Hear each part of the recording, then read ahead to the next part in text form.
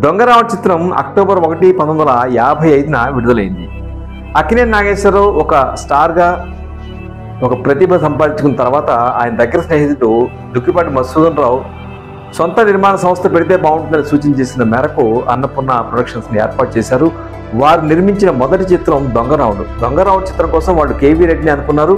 KV Reddy అప్పటికి పెద్ద మనుషుల చిత్రంతో బిజీగా ఉన్నారు.